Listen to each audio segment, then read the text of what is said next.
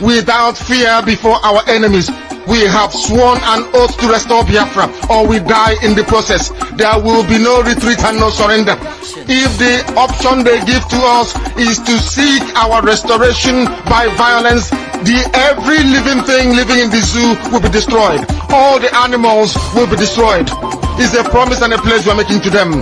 They must understand that we just don't.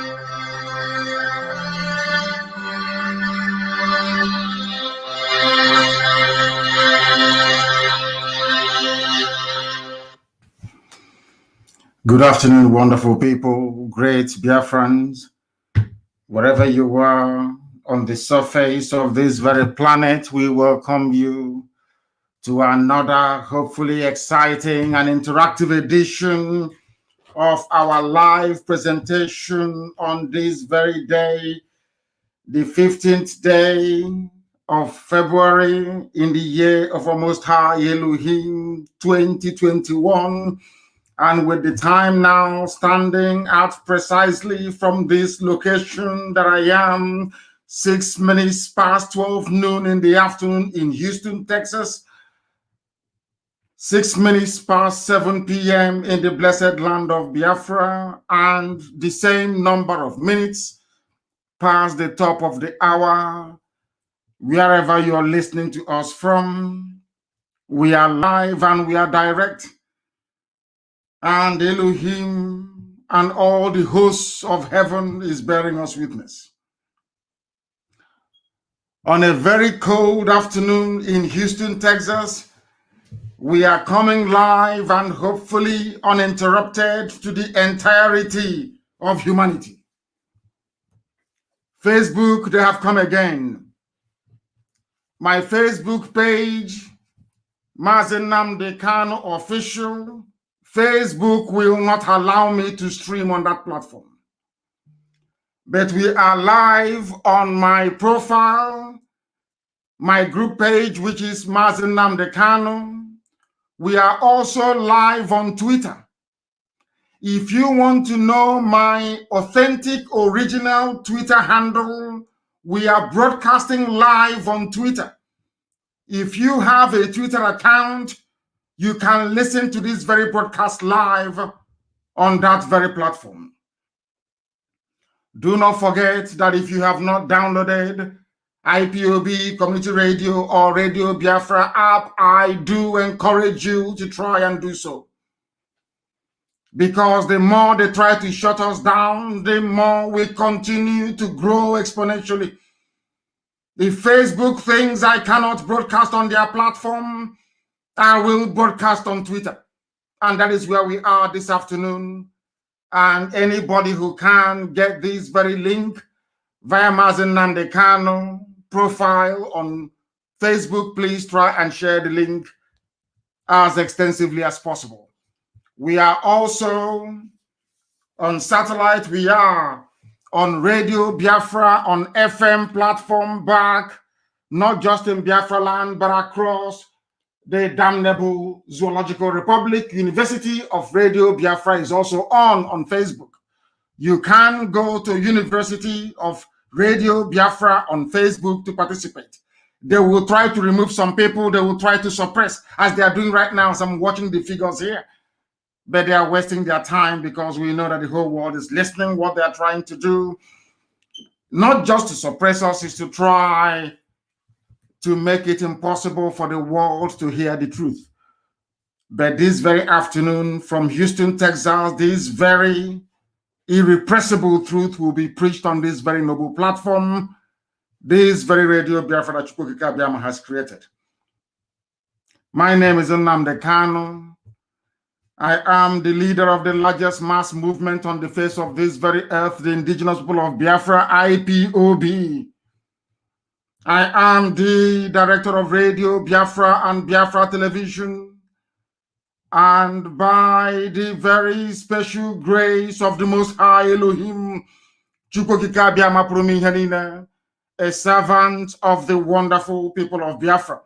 As I welcome you, please welcome other people. As I said, if you go to my Twitter handle right now, at Mazi Nnamdi Kanu on Twitter, you should be able to hear us. You should be able to hear us. Things are happening all over Biafra land, but before we proceed, we must, of course, pray, because prayer is very, very important, because we are Umu Chineke, which means the children of God.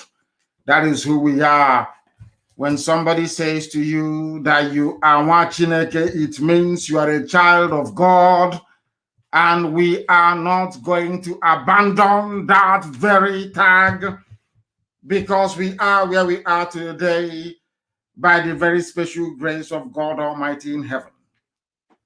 Our enemies are warned. The more you suppress us, the more we grow.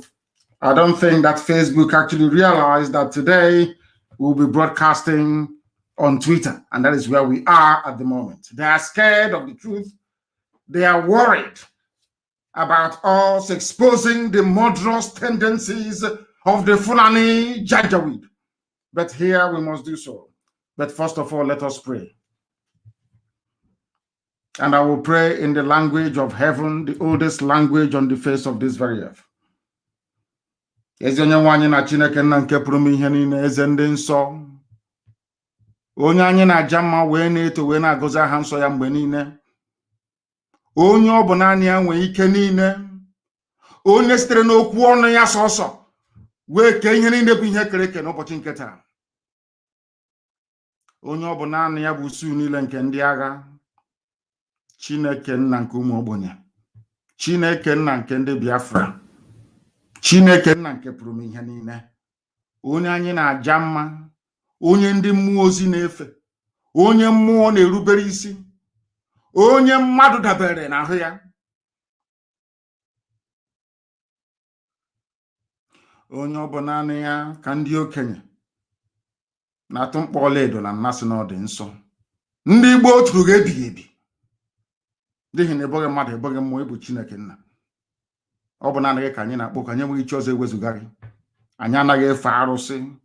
Ọ bụ aha gị ka anyị ji aba mba were n'anya isi. Ihe niile nke anyị bụ n'ụbọchị nke taa bụ site na amara gị, onye nwe anyị na Chineke nna. O nweghị onye ọzọ ewezụga gị Chineke. Anyị wee na-ekele gị, na-asị gị biko bịa ọsọ ọsọ na ndị na-abatawa ụmụ gị n'ime, ndị ekworo karịrị akarị n'ime anyị. Nna nke ebere dị ngọzi, were amara gị na ebere gị bịa ka iwe zọpụta ndị gị. Anyị wee na-arịọ gị ka iwe mee ngwa ngwa n'ihe na Fulani abatawo anyị ime, ma ọsọ ọsọ gị onwe gị bụ eze ebube dị ngọzi ka iwe zọpụta ndị gị. Ndị niile kuniri si na ha bụ ndị iro Biafra, ndị niile ka ha rabụ ndị kuniri wee na-agba anyị mgba, ka ha rabụ ndị pụtara na nna nke ebere dị ngọzi si na Biafra agaghị adị, ndị dị etu agaghị adị. Onye nwe m, ihe ga-abụ nke ha. Ọgbọ aghara ga-anọ n'etiti ha ụtụtụ ehihie abalị, mkpụrụ obi ha agaghị enwe ezumike. Ị ga-achụghachi ha azụ n'ihere nke onwe ha. Ha niile bụ ndị kuniri wee na-akpagbu Biafra. Onye nwe m na Chineke nna, ị ga-ala ha niile n'iyi, n'ihi na okwu bụ ihe na amen.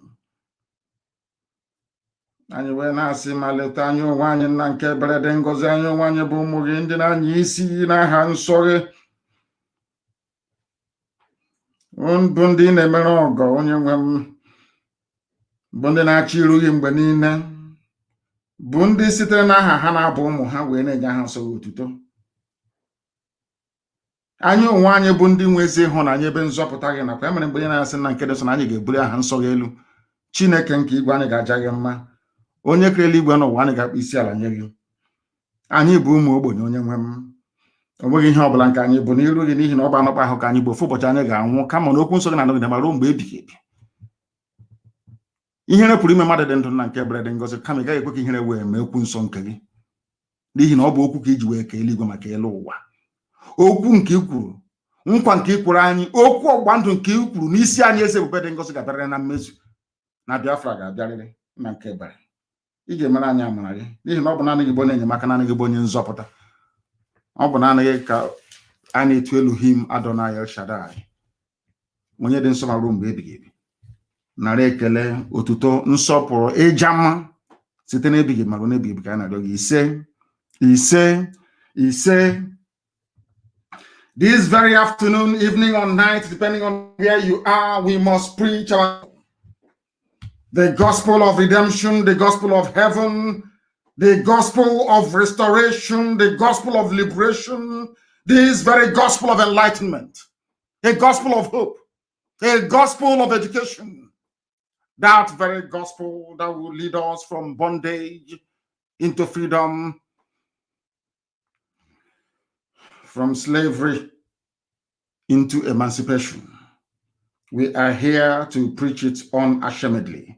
Once again, if you're joining us for the very first time, you cannot get us on Facebook on my official Mazi Nnamdi Kanu Facebook page. No, we cannot broadcast there today. No, Facebook said no, because they collect money from the zoo.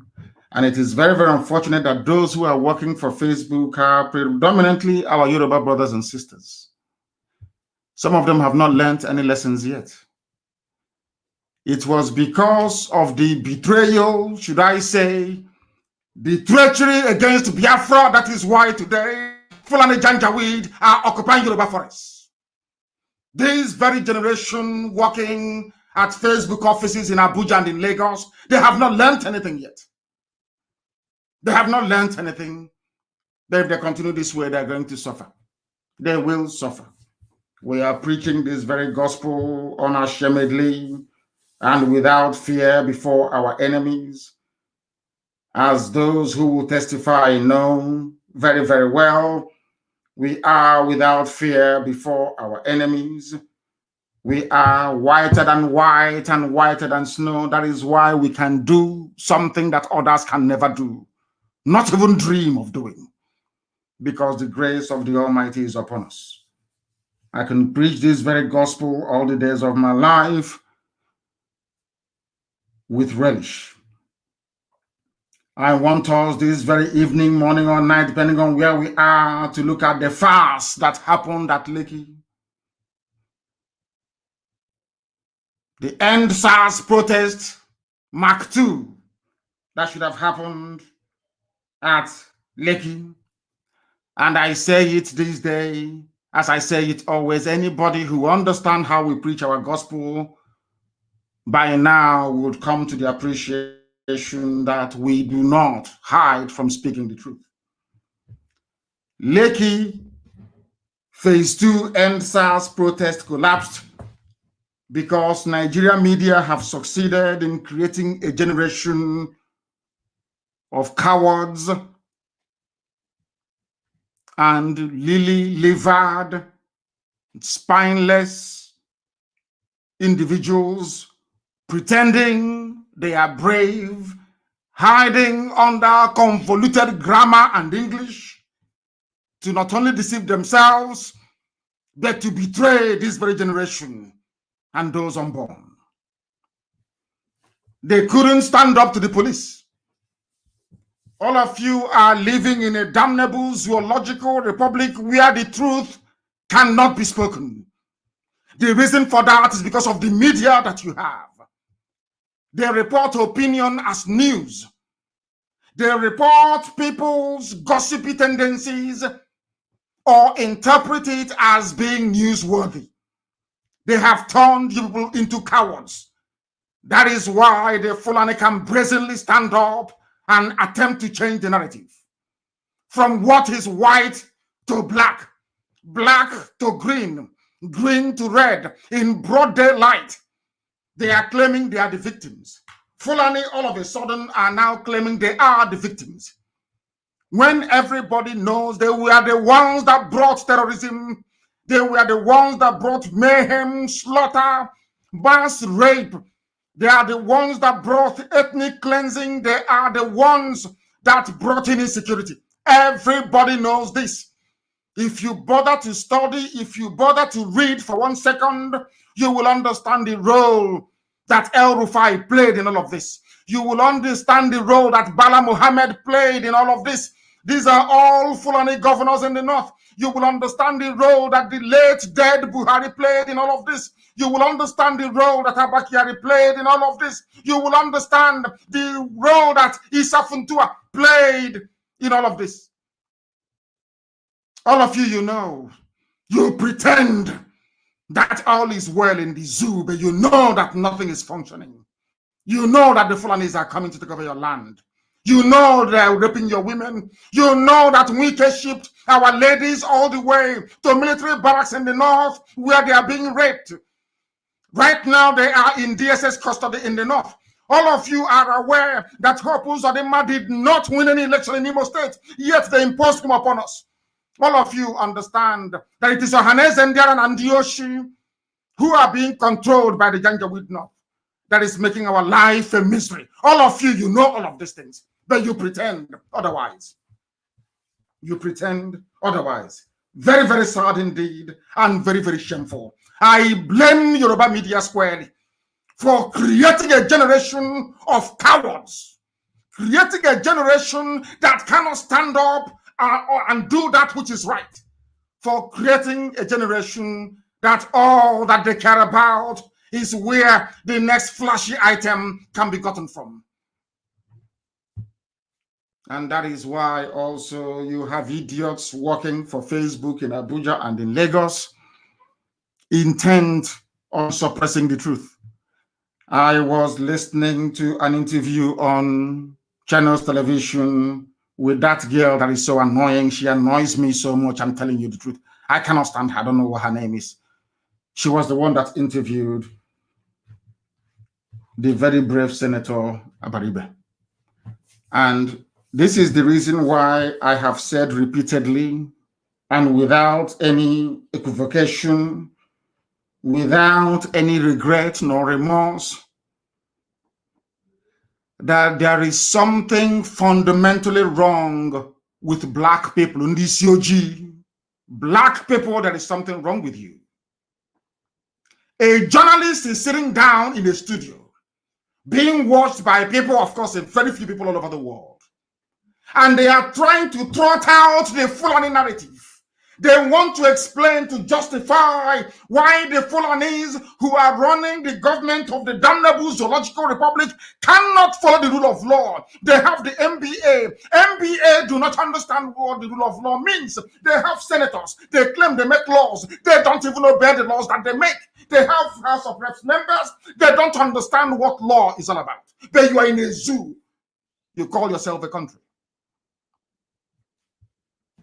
You are having a debate about how, where, and how to move cattle. All of you actually know that this debate about cattle is about conquest. Wherever their cattle goes, they can conquer that very place. You know this very well. You know the history of the Janjaweed from across the Sahel. You know this. They came out and they told you in broad daylight, the governor of Bauchi State, we are going to relocate. We will relocate Fulanis into Nigeria. You, all of you heard it. You pretend as if you didn't hear it. Facebook in Nigeria is pretending they don't know. Channels is pretending they don't know. AIT is pretending they don't know. But all of you heard it. All of you were there when they said that these same terrorists they are defending today, that they came from outside Nigeria. That was what they said. Does it mean that your brains cannot retain information? Does it mean that the brains of people in the zoo called Nigeria, you don't absorb any information? That was what they told you only a few weeks ago. So why this nonsensical debate about Fulani and their cattle? Why the debate about people carrying AK-47? That a governor came out to try to justify why Fulani must carry AK-47 in a democracy. And all of you are quiet, like a bunch of idiots. All of you are quiet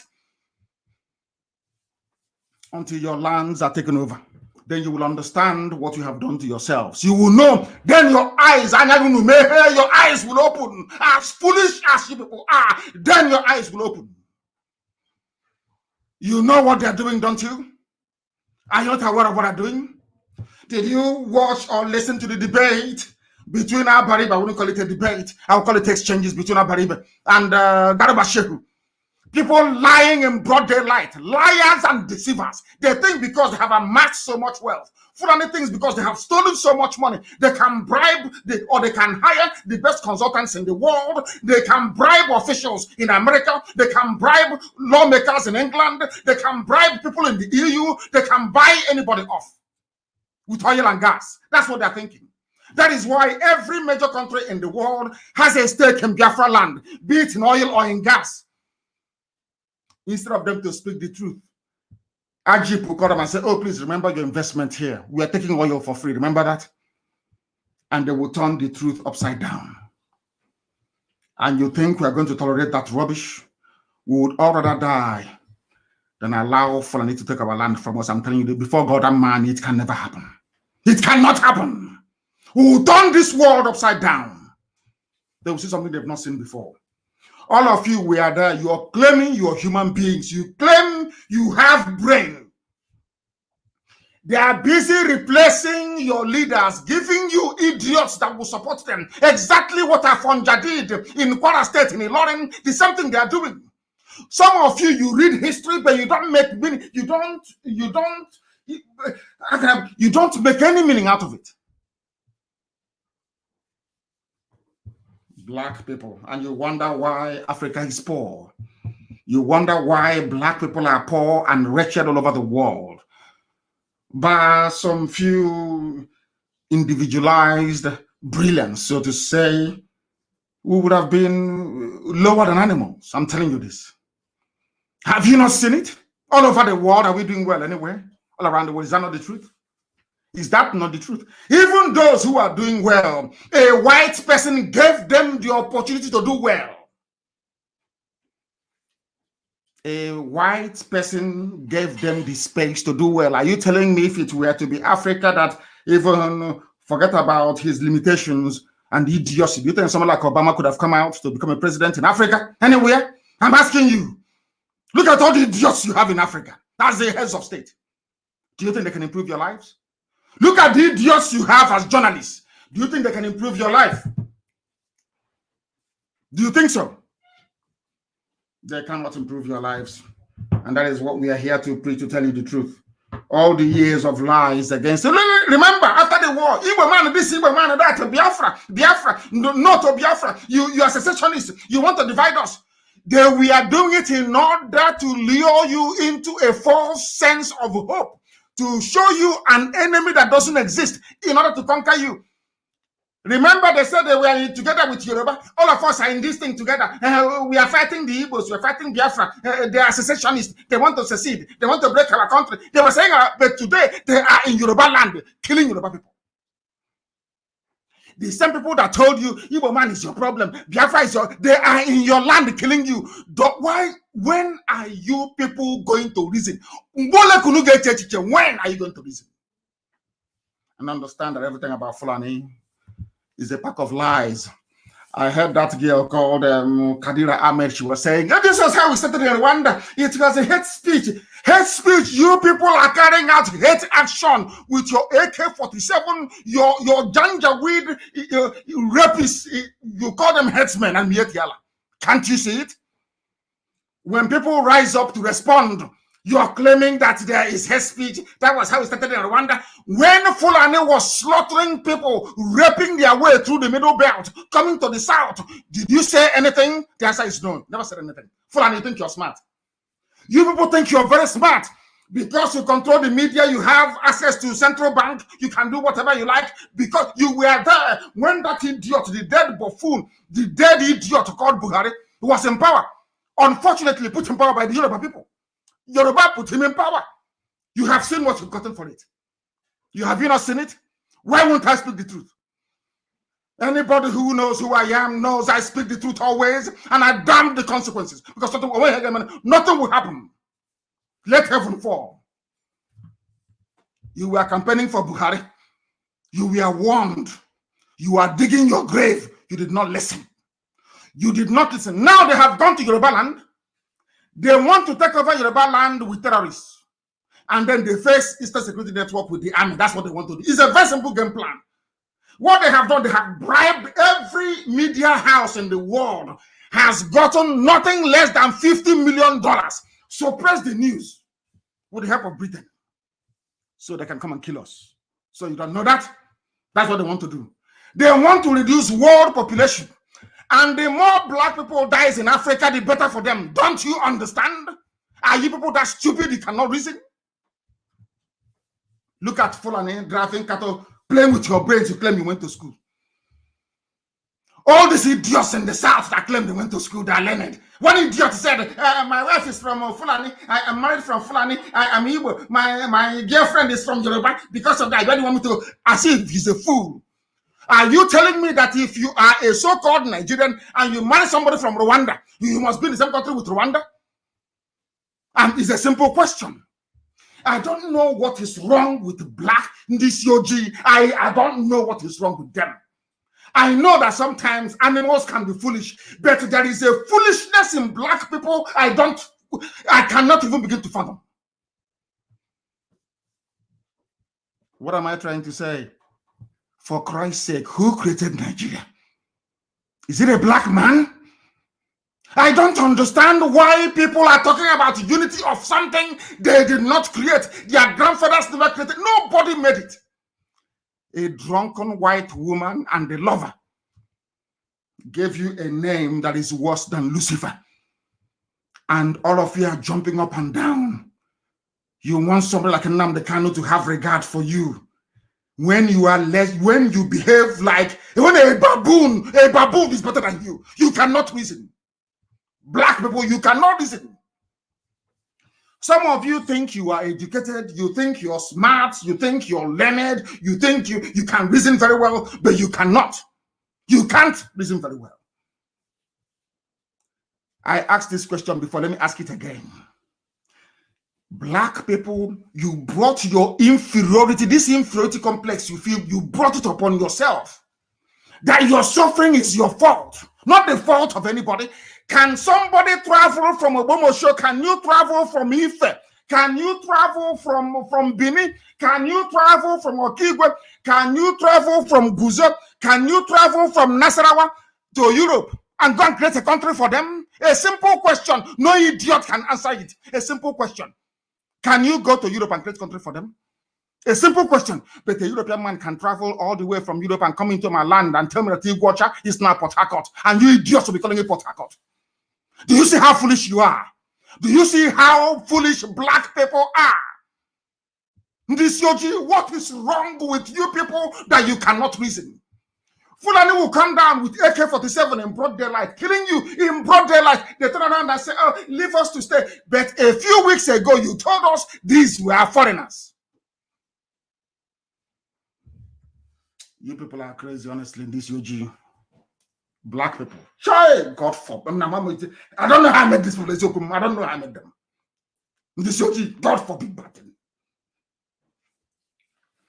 In broad daylight, they want to change the narrative. They came to my house to kill me. Yesterday was my parents' memorial. As a result, my parents are dead. I lost 28 men. In my house, in my compound, everybody saw the video. They saw that army came to kill me in that same country, in that same zoo. They are peddling the false narrative that I jumped bail. And some people are even listening to them. A journalist, a Yoruba woman, is talking such rubbish. The world has gone crazy.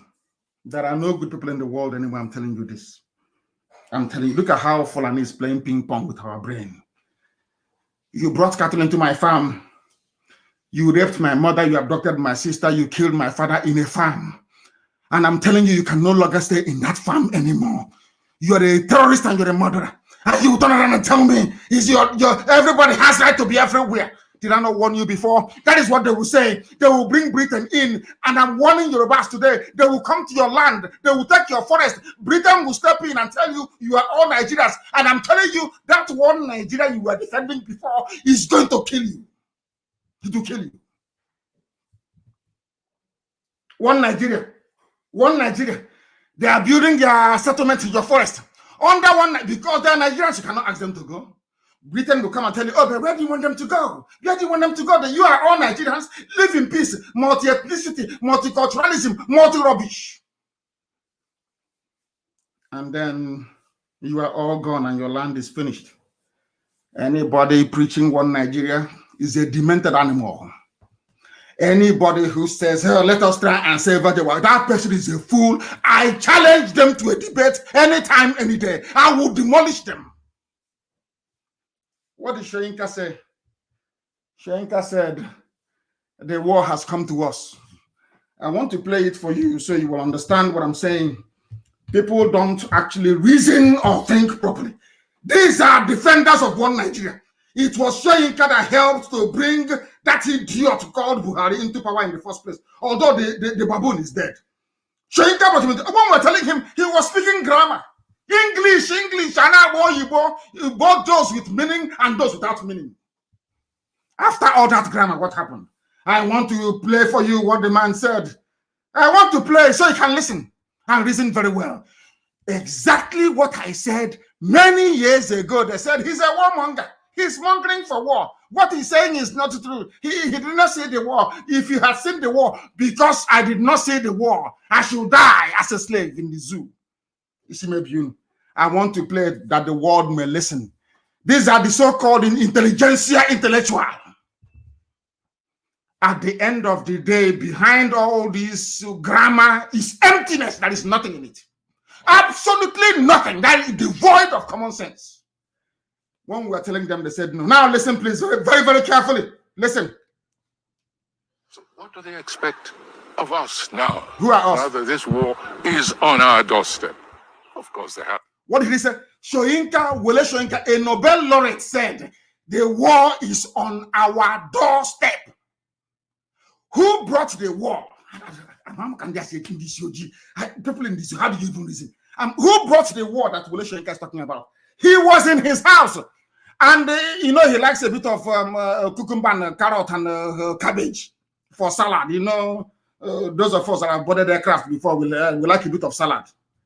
So in your back garden, you put carrots, in your backyard. His carrot was clashing with the Fulani cattle.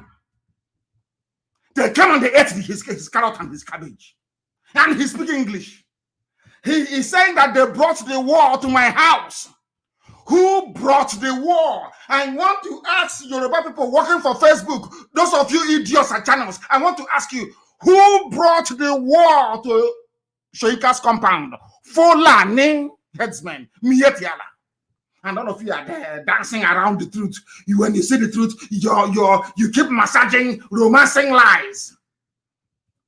What did Soyinka tell BBC? So what do they expect of us now? Now that this war is on our doorstep, of course, there has got to be civil mobilization.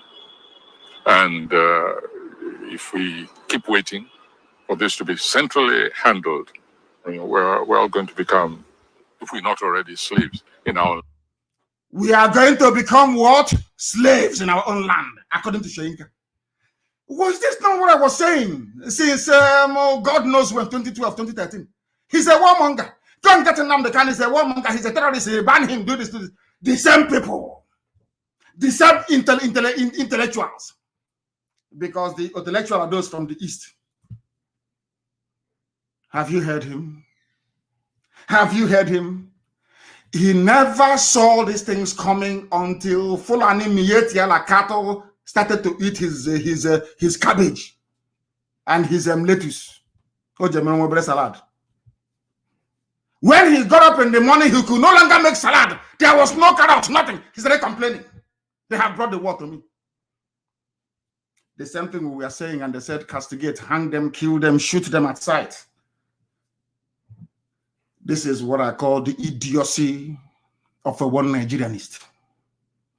I have never seen anybody championing or defending the cause of one Nigeria that is correct mentally. For you to come out to defend one Nigeria, it means your brain is not okay. Your brain is not correct. Your brain is not correct. Let us listen to him a bit more, please, so you can hear and understand what he's saying. So what do they expect of us now? Now that this war is on our doorstep, of course, there has got to be civil mobilization. And if we keep waiting for this to be centrally handled, we're all going to become, if we're not already, slaves in our own land. That for me is personally intolerable. It's not an acceptable condition. And whatever it takes, I stand ready to contribute in any way. And I've made my government understand this. We are here not just to live, but to live in dignity. Right now, our dignity is being rubbished. My forest has been taken over. It's been shrinking. My normal hunting grounds, yes, it's been shrinking. My family tells me that if I go in depth again, they will have me institutionalized. What would you be expecting from the president?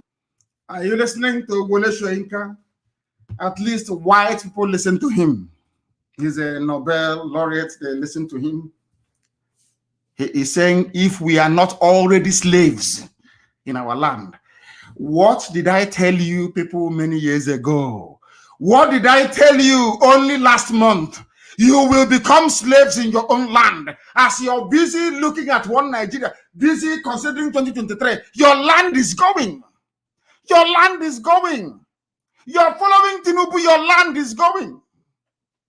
Chai, but black people, may Elohim have mercy upon you people. I'm telling you. That now you understand why they were telling lies against IPOB, Nnamdi Kanu, Biafra, Igbo. Have you now seen the reason? Because the Fulani is very clever. They know only these people can fight them. Only the East can fight them. Only the East can, I'm telling you, to be honest with you. Only us can fight is the truth. It doesn't matter how jealous you get. That is your business. Only the East can stop the Janjaweed. They went to the Middle Belt. They convinced them before the war in 1967. Igbo man is your problem. Hey, Igbo man is your problem. Oh, can't you see what they're doing? Today, Middle Belt is gone. They are slaves. When a respected Yoruba academic in his father's compound is telling you that my own forest has been taken over by Fulani, tell me why a Yoruba person will be working for Facebook or Channels TV or Punch and suppressing the truth. Just explain that to me. I want to understand. Does it mean that they want to kill themselves? They want to self-destruct? They want Fulani to take them over? Is that what it seems to me that it seems to be this death wish inside some of them? That Fulani should come and take them over. Is that what you want? Is that what you want? I'm asking you. That is why everybody must support IPOB in what we are doing and support ESN. I'm telling you the truth. Very, very sad indeed. Extremely sad indeed. I do not know for the life of me. I have no idea for the life of me why things are the way they are. But believe you me, we are going to get to the bottom of it. Fulani can try as much as possible to distort this very reality of the aggression. If you know that girl called Kadira Ahmed, if you know Garba Shehu, if you know any of the Janjaweed governors from the north, go and tell them that in times gone by, they could have succeeded in using BBC to deceive the world. They can no longer deceive the world. The BBC can no longer deceive the world on behalf of Fulani terrorists. This very narrative they are trying to peddle, this false narrative they are peddling, that they are the victims, must be quashed by everybody. Quashed, because they are lying. They are lying. There is nothing like, I tweeted it, there is nothing like a header farmer crisis. No. How can you have okay, Wole Soyinka was in his house and you drove cattle all the way from Katsina into his house and you're telling me there's a header farmer clash. Who are the people looking for trouble? Is it not those that brought cattle into his farm? I don't. Hey, black people, black.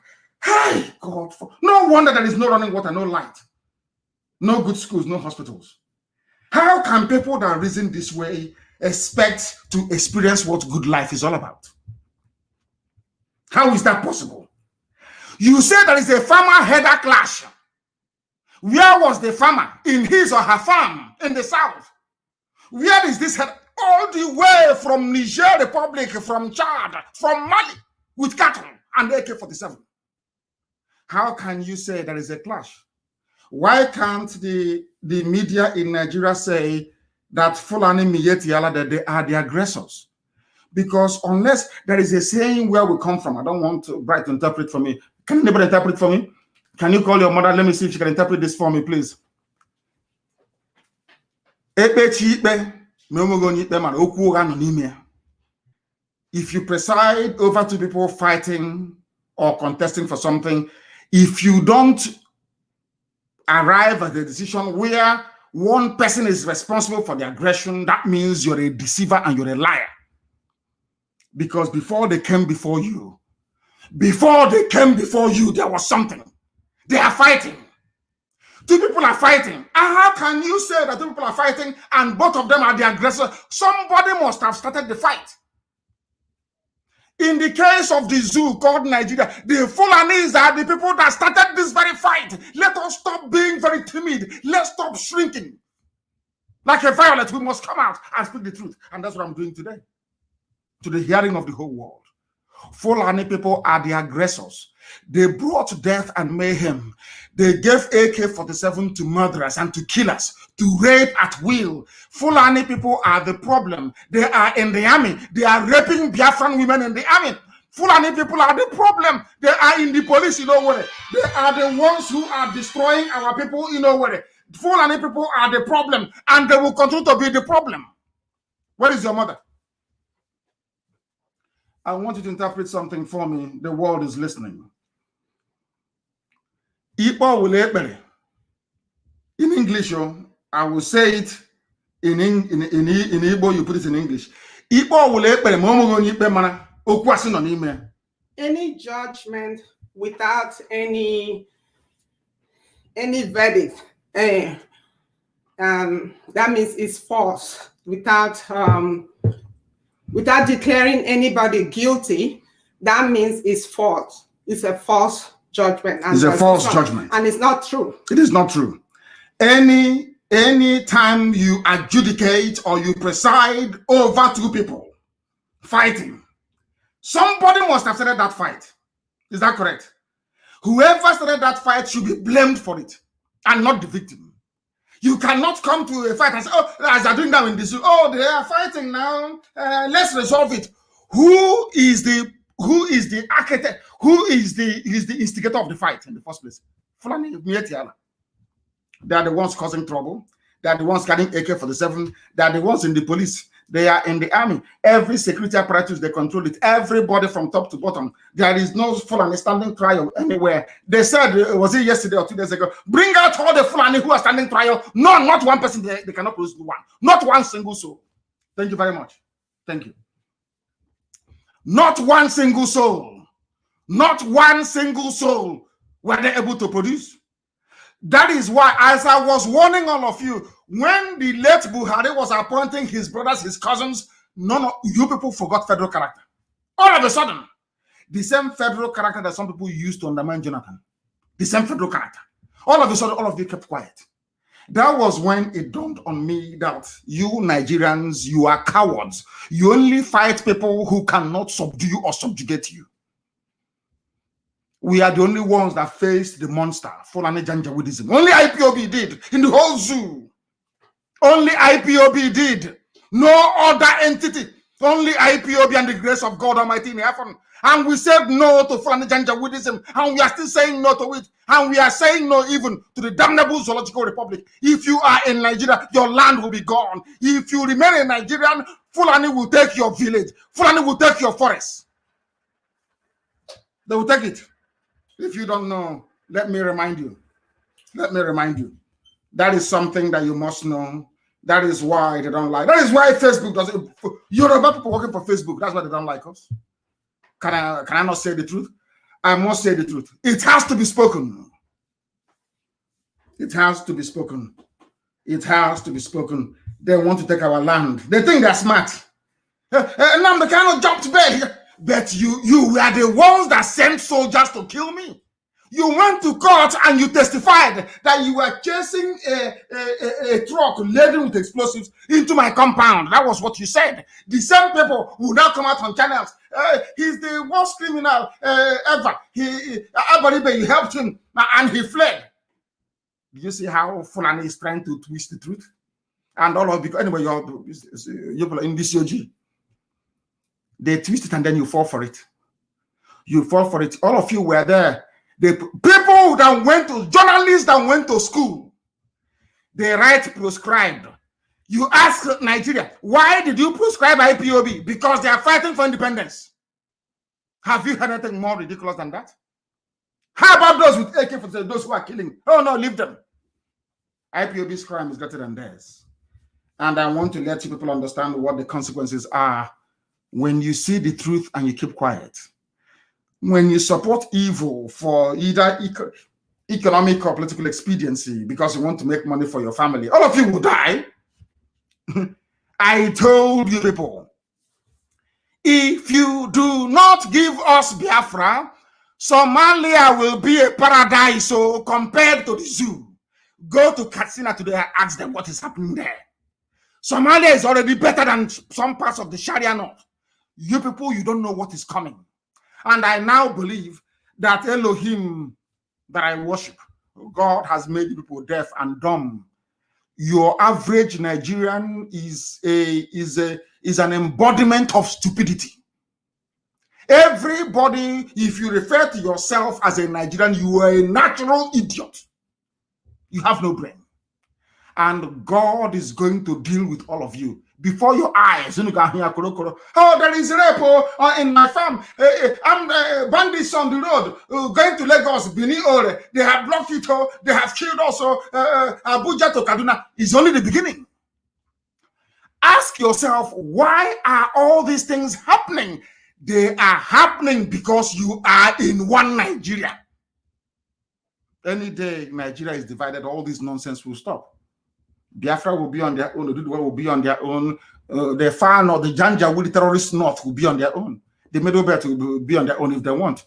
You can see how Fulani suppressed them. You can see how Fulani dealt with them in the Middle Belt. They cannot speak. They cannot talk. Only if they're supporting Arewa Consultative Forum. That's the type of country you want me to be part and parcel of. Somebody wrote very brilliantly. Adedamola Adetayo. Let me tell you what he wrote. Remember this, the Ruga. You have forgotten Ruga. Remember their waterways bill. They want to take over our rivers and our streams. They want to take over our lakes. They want to take over every water reserve, be it natural or man-made. They want to take our land. What they did to Hausa people, because some of you are dumb, you are daft, you are idiotic. Of course you are black. Well, what do I expect? This UG. They want, Mietiala said, this is our condition for peace. If not one or two people that I read, challenge, everybody kept quiet. Can you imagine somebody coming and saying, you have to give me land in your state. You must give me land. If you don't give me land, there'll be no peace. And the same people are coming out and saying that Fulanis are being victimized. I don't know where these people are.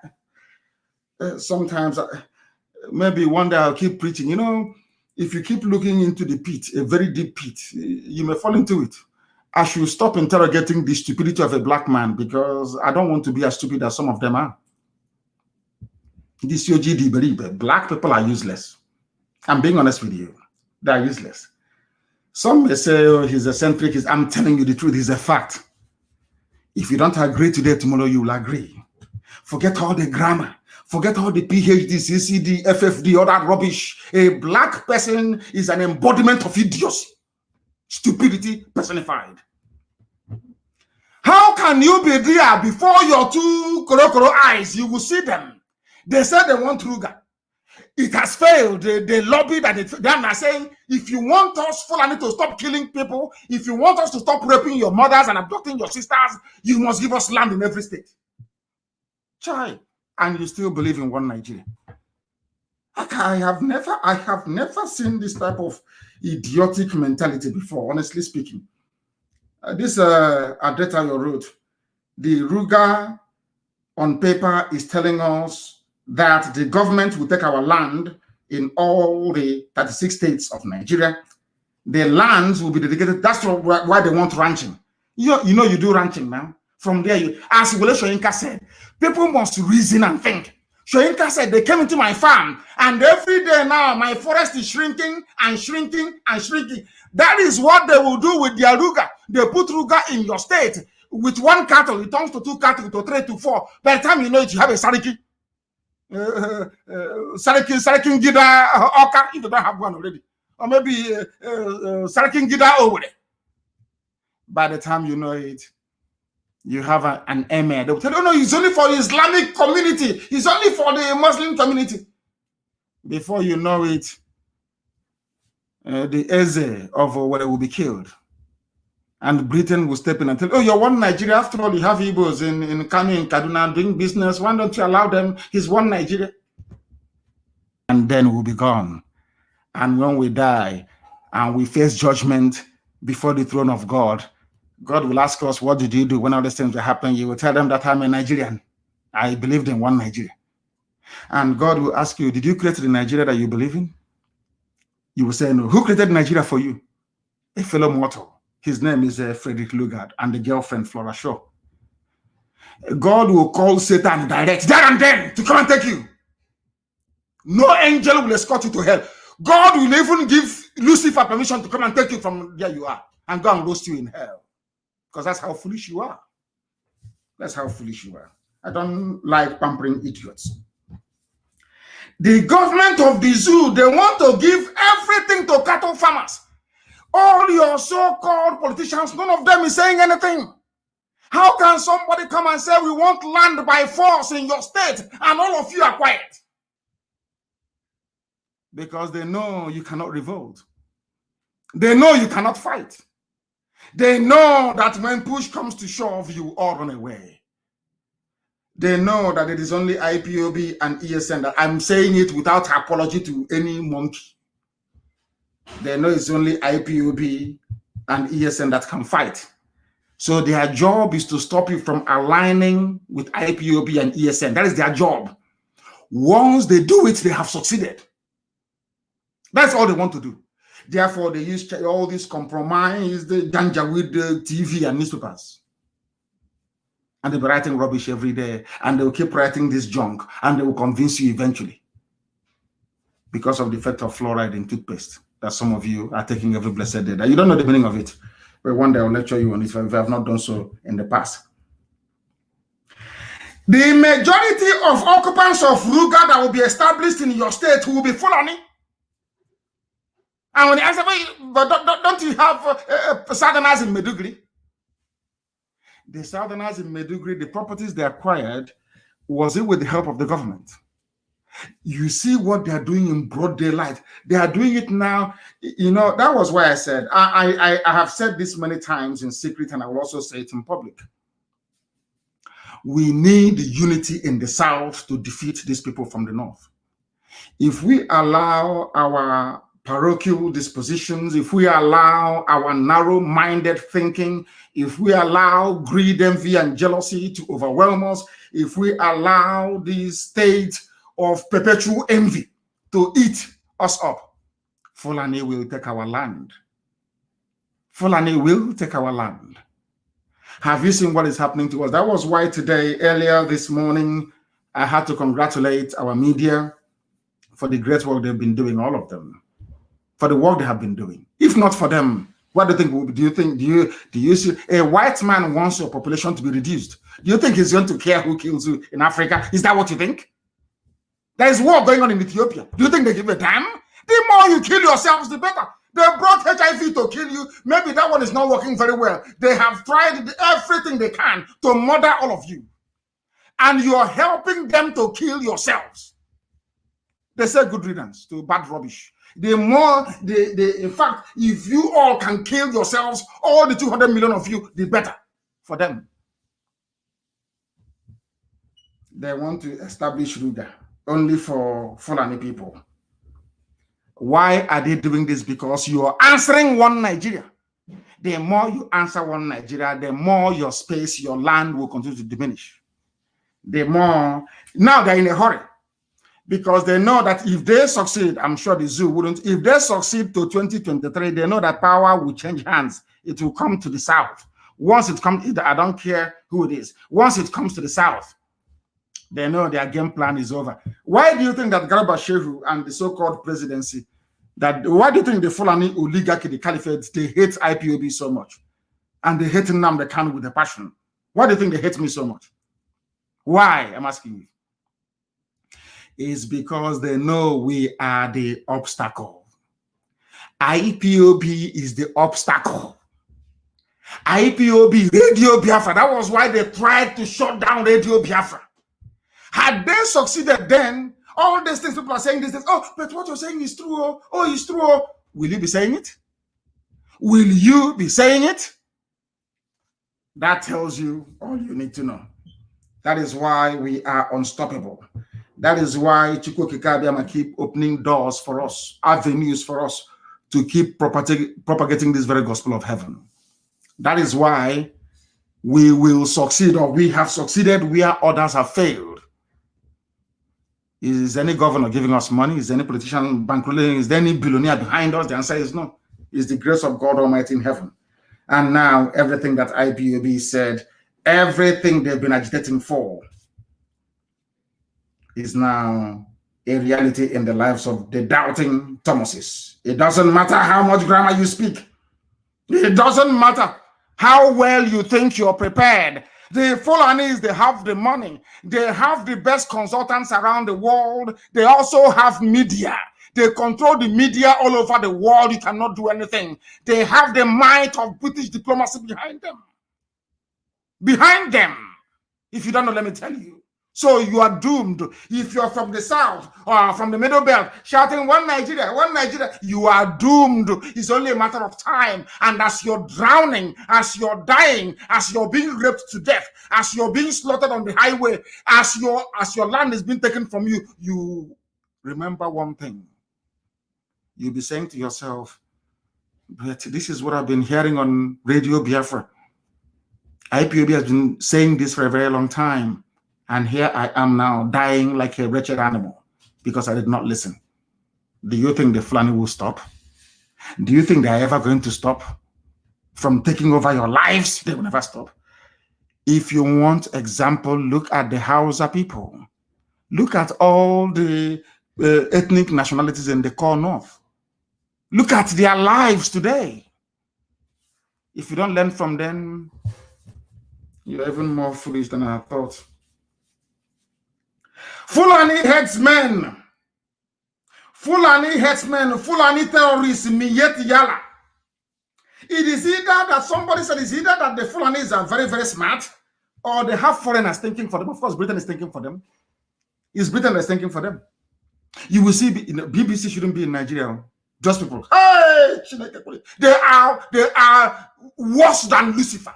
BBC, they shouldn't be in the zoo. BBC has never come out before to say that the Fulani committed one atrocity or the other. Even when they were ravaging Jos, Plateau State, BBC never reported it. When they entered inside Benue, and Miyet Yala openly said that Benue State is a spoil of war, BBC never reported it. When the late Buhari said that Boko Haram, any attack against Boko Haram is an attack against the North, BBC did not carry it. They never will. It is the wish of BBC and some segments of the British establishment that the Fulanis take over your lives because they can control the Fulanis. They're the Janjaweed, they know nothing. All they want is, remember what Ruga said about them. They just want a free life to buy houses in Dubai, buy houses all over the world, but not to develop their own land. They don't have it in them. That is why they only allow their own children to go to school. Other people's children cannot go to school because they want to control them. That is why Britain wants Fulani to be at the head. Because Fulani is easy to go. You know, others are moving on, developing new technologies and going to space, going to Mars. All Britain wants to do is to recreate the empire. Empire all the time. They want somebody to control. It's in their nature. There must be some idiots in Africa for us so they can feel big. They have lost out to USA, to China, to Germany, to France, to Japan, South Korea, all advanced economies. So the only thing they have left is a few idiots in Africa, a few monkeys in Africa that they can control. So that makes them feel big, that they too are world players. So you don't know that? You don't know that is why they want Fulani to take over? So do you think Fulani, they're going to stop? In the history of the zoo before, not even under Murtala Mohammed, not even under Sani Abacha, did you have this level of lopsidedness in the appointment of kitchen cabinet and service chiefs? Never before. And they're doing it koro before everybody. After all, they have Channels TV. In the morning, Channels will come out and tell you, oh, but it is democracy. You will pick the Fulani. They tell you the best candidates. Just can you imagine? People who don't go to school, people who graduate because their quota system says you must graduate them. Not that they're intelligent. That I was telling you that the best people qualified for the job are the ones doing it. The zoo is a mess. Complete and utter mess. We have been certain Fulani terrorists, not law-abiding citizens. I am making it very clear because the Fulani and the BBC, they have a way of twisting things. These people are all terrible human beings. They have a way of twisting the narrative. We are driving away people occupying our forests illegally. We are not going to complain to anybody again because we've been complaining for years. Nobody says anything. That was when it dawned on me that they want us all dead. They want us to die. If we die, then we would have served the small purpose for which some of these eugenics exist for, which is to reduce Africa's population. They killed 5 million Biafrans. There was not one single board of inquiry anywhere in the world. Not one. That told me a lot of things. We are on our own. I pray and I say to Chukwukikabiam, if you don't want to save your children, you are God. Do with us as you wish. But we cannot be slaves. We can never be slaves to anybody. Impossible. Impossible. We can never be. We will continue to remove the janjaweed from our forests. That nonsense happening in Yoruba land cannot happen in our land. It can never ever happen. It can't happen. It can never happen. We are going to show them something they have never ever seen before. People must, I think it was Elochukwu. He's a very, very brilliant, very, very bright young man, Elochukwu Hagi. He writes very brilliantly. His articles are one of those that I read. Every time he writes, I try to read him. Very, very brilliant. I know as I'm mentioning his name, 1 or 2 governors may go and start looking for him as they did to those before him. They might give him 1 smartphone, 1 laptop, 50,000 naira every month to turn against his people.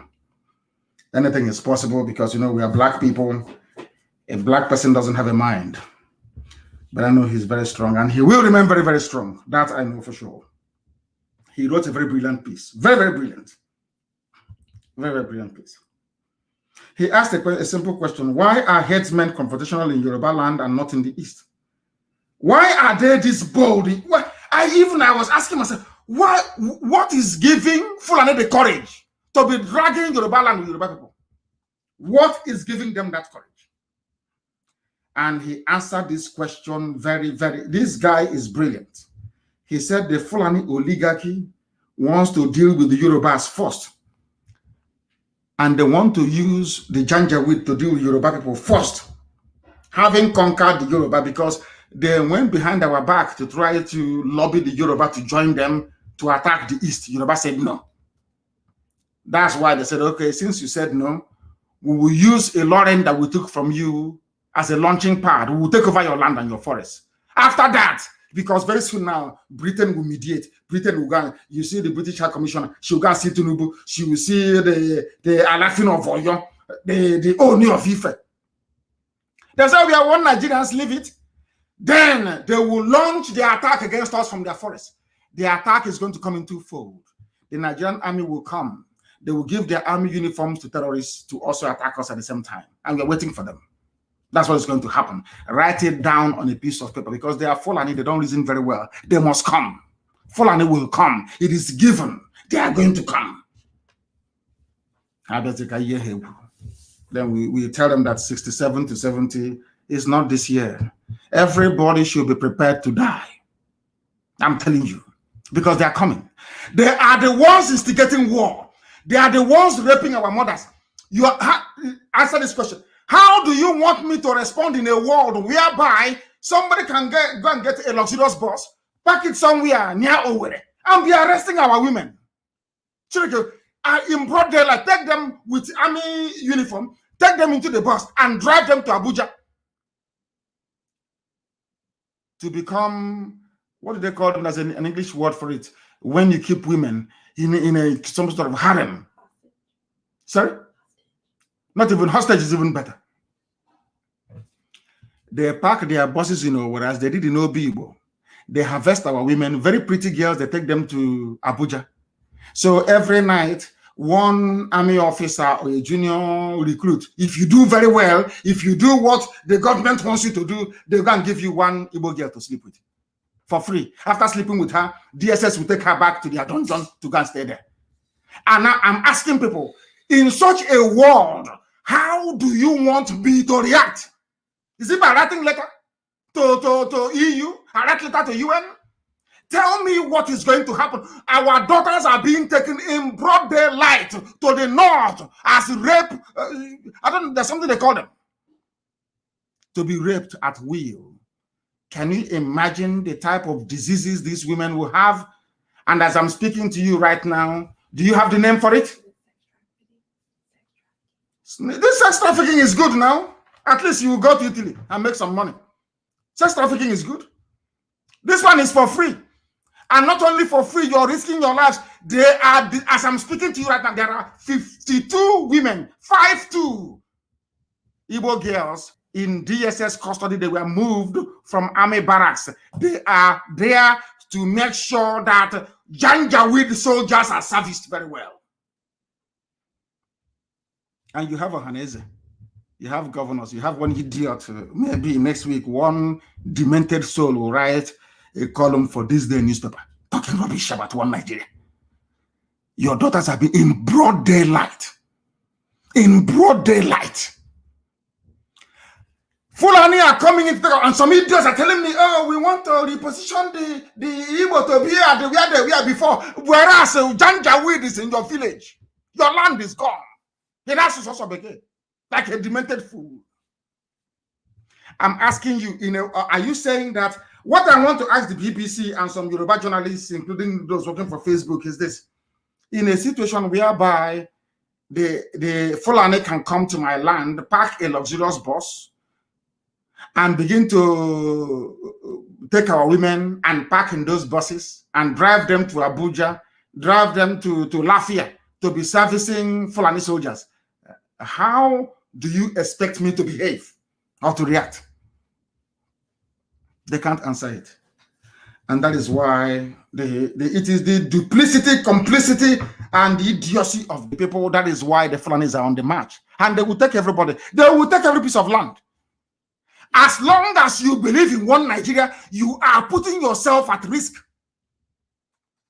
of being a victim of Fulani conquest.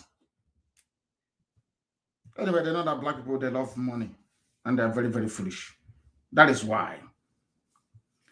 As this young man said, the good news is that this plan will fail.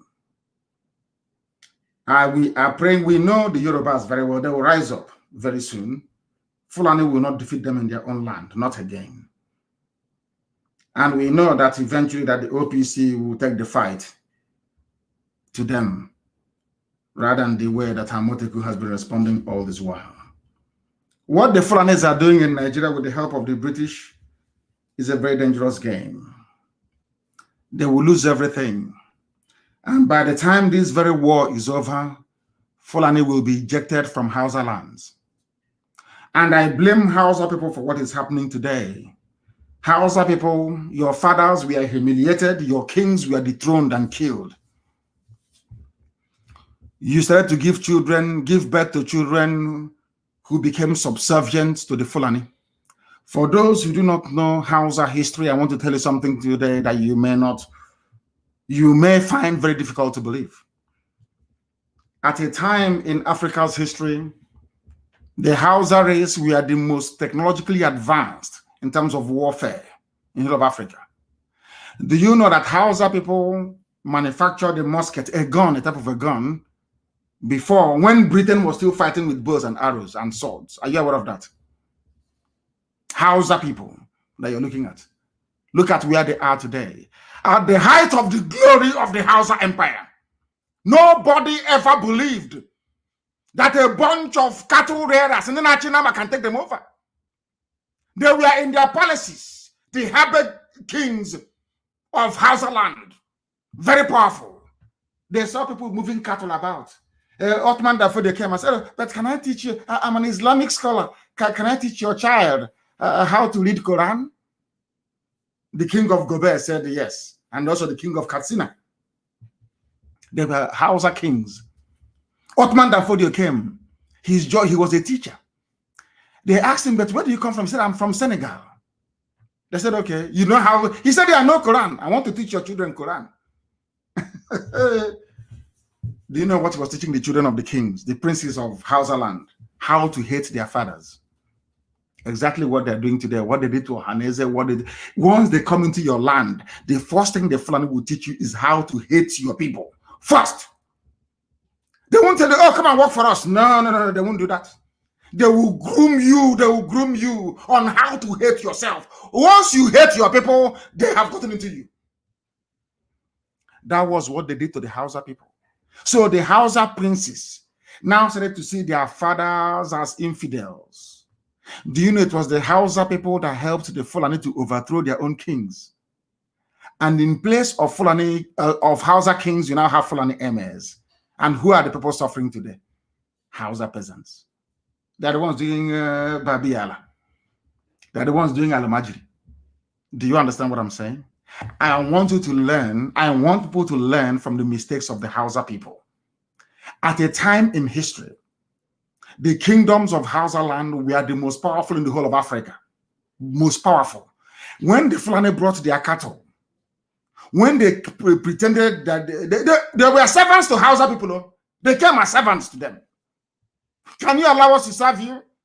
And the Hausa kings made the mistake of allowing them to come to serve them, and that was the end of the Hausa race till today. As somebody said, if not for the work that IPOB has been doing, what they want to do is to say, oh, we have a Fulani Yoruba. No, oh, Yoruba Fulani, Hausa Fulani, Gwari Fulani, Igbo Fulani, Efik Fulani. That's it. And by the time you wake up, your land is gone. You are gone. If you talk, they will tell you, after all, it's one Nigeria. Are you not working somewhere in Dogonyaro?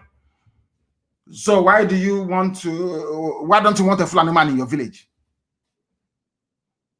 And your history will be gone like the history of the Hausa people. Today, when you want to tell the history of the Hausa people, you end up narrating the history of the Fulani race. Very clever people, isn't it? Very clever. You know, they have mixed blood with the Moors. You know, the Arab slave raiders that used to come into West Africa.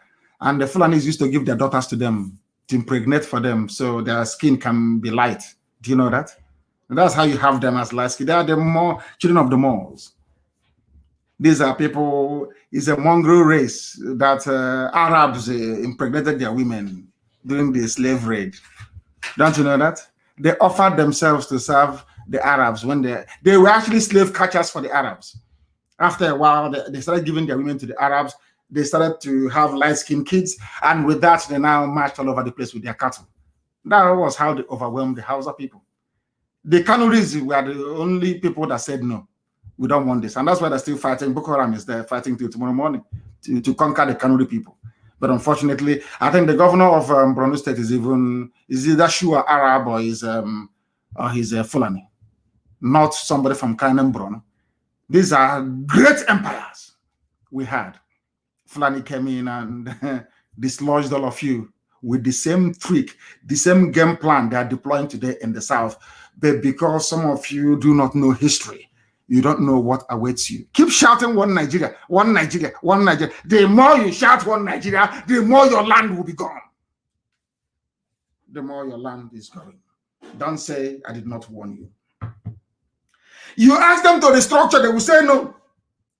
Move the government to regional government, they will say no. Because they know that once you grant any autonomy to the East, we will make everybody look bad. They know it very well. They know that we are blessed by God. I say it in the open. That is the reason why Britain is against us. That is why most of them are ganging up against Biafra. They know once Biafra is free, Africa will be free. The black race will be free. They know it very well. At least black people will have one good reference point in their lives. That is why they do not want Biafra. Britain is using Fulani to do that very job. The job of Fulani, Britain is riding behind the back of Fulani to try to stifle the emergence of Biafra. Because they know once we have, as the Bulgarian government told Chief Justice P.K. Woked late during the war, Ojukwu sent him to Bulgaria. I've said this story many times, live on air. They asked P.K. Woked, you want us to help you get Biafra? P.K. Woked said it to Bulgarian government. P.K. said yes. You know what the man said to him? The world is contending with one Japan. We don't want two Japans in the world. You know what that means? So the reason why people do not want Biafra to come, the reason why the Fulani do not want restructuring back to regions, the reason why there is always this gang up and envy in this, because they know that once we are free, they know that any day you see these people in the East, they are free. They know everybody will start looking for visa to come to Biafra land. They know it. They know we are hardworking. They know we are blessed. They know we are talented. They know we have everything it takes to create a dynamic, vibrant, advanced economy in the black world. That is what they don't want. That is why there is this global conspiracy against us. But Elohim said to me, you must march on. As my mother will sing that song to me.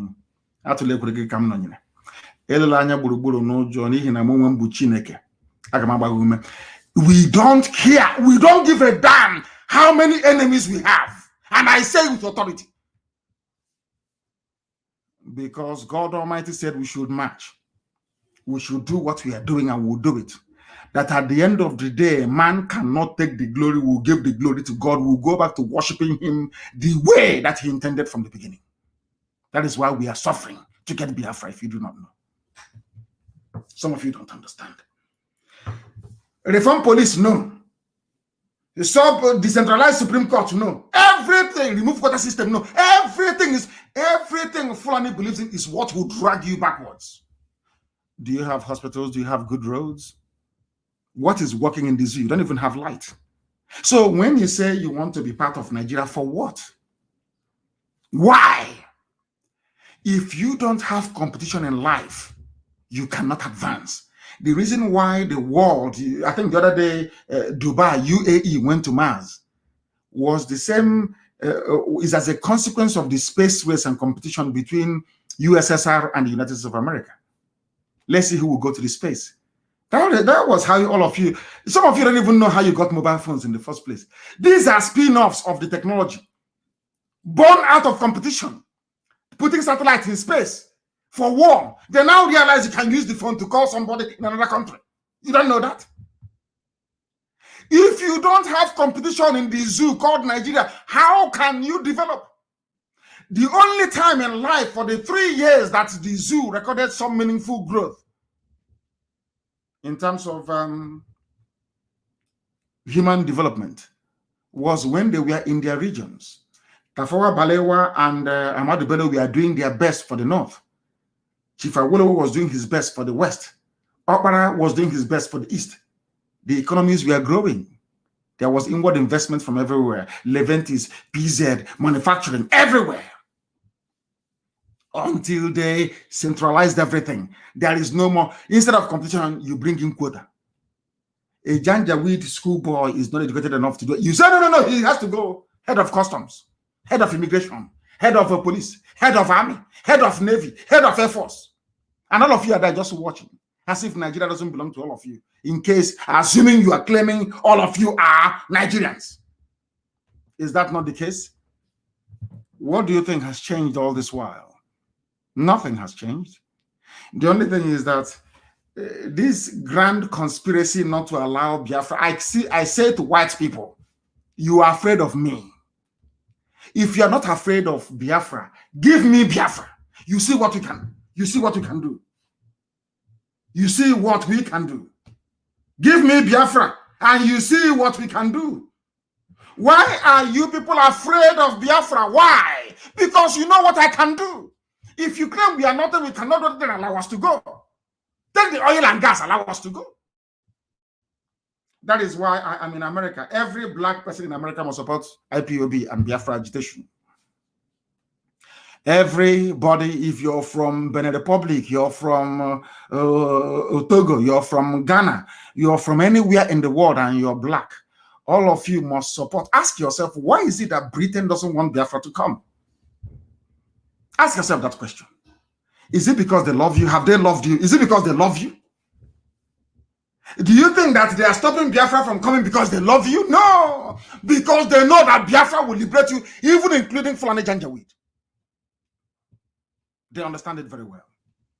But we are not relenting. Are we relenting? The answer is no. The devil can do all it likes. In the end, Biafra will come.